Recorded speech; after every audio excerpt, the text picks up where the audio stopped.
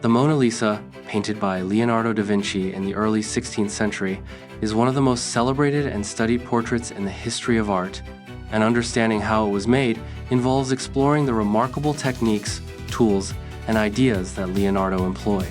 Created between approximately 1503 and 1506, though some believe he continued refining it until around 1517, the painting exemplifies Leonardo's mastery of oil painting, his deep understanding of anatomy and optics, and his innovative approach to portraiture. Painted on a panel of poplar wood rather than canvas, the Mona Lisa is relatively small, measuring about 77 by 53 centimeters, 30 by 21 inches, yet it is monumental in its artistic achievement. Leonardo used oil paints, a relatively new medium at the time, which allowed him to layer transparent glazes and build subtle tonal transitions that enhanced realism. The wood panel was carefully prepared with a gesso layer mixture of chalk and animal glue, which was then sanded smooth to create a prime surface ready to accept paint. Over this, Leonardo would have applied a brown or reddish underpainting, known as an imprimatura, which helped establish the overall tonal range of the painting. Using the technique of smatto, which Leonardo perfected and named from the Italian word for smoke, he blended colors and tones so subtly that the transitions between light and shadow appear seamless, giving the figure a lifelike, almost ethereal quality. Fumato avoided hard lines and instead relied on gradual shading to create volume, a method that was particularly effective in rendering soft features like cheeks and the corners of the eyes and mouth. The famous enigmatic smile of the Mona Lisa is a direct result of this method, as it appears to change depending on the viewer's perspective and the lighting conditions, demonstrating Leonardo's deep understanding of human perception. Additionally, Leonardo's anatomical studies, gained through dissections and scientific inquiry, enabled him to capture the musculature and subtle dynamics of facial expression with unprecedented accuracy. The sitter, believed by most scholars to be Lisa Gherardini, the wife of Florentine merchant Francesco del Giocondo, was depicted not in the traditional profile or stiff frontal pose common in earlier portraiture, but in a three-quarter pose that gave her a more relaxed and naturalistic appearance. Leonardo positioned her with her hands gently folded, which not only created a triangular compositional hallmark of high Renaissance art, but also suggested calmness, poise, and nobility. The background is equally significant, an imaginary landscape composed of winding rivers, jagged mountains, and misty valleys, painted in soft aerial perspective. Leonardo's use of atmospheric perspective, another innovative technique, involved reducing contrast and color saturation with distance to create a sense of depth. This dreamy, somewhat otherworldly setting contrasts subtly with the sitter's solid, grounded presence, symbolizing the link between humanity and nature, a theme central to Leonardo's philosophy.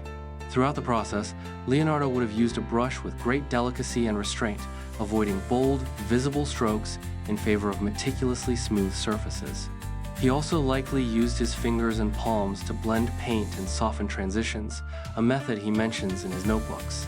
Infrared reflectography and X-ray analysis of the painting have revealed numerous pentimenti changes made during the painting process, which show Leonardo's continuous refinements to the composition, especially in the positioning of the hands and the veil.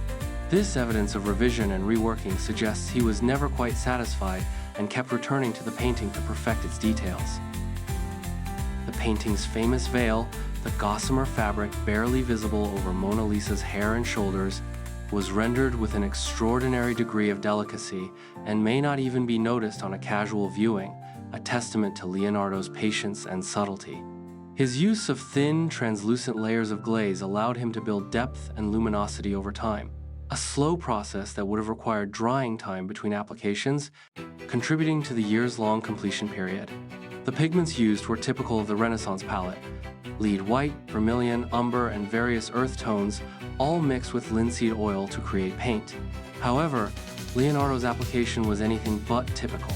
Created his own mixtures, often experimenting with ratios and binding mediums to achieve the exact effect he desired.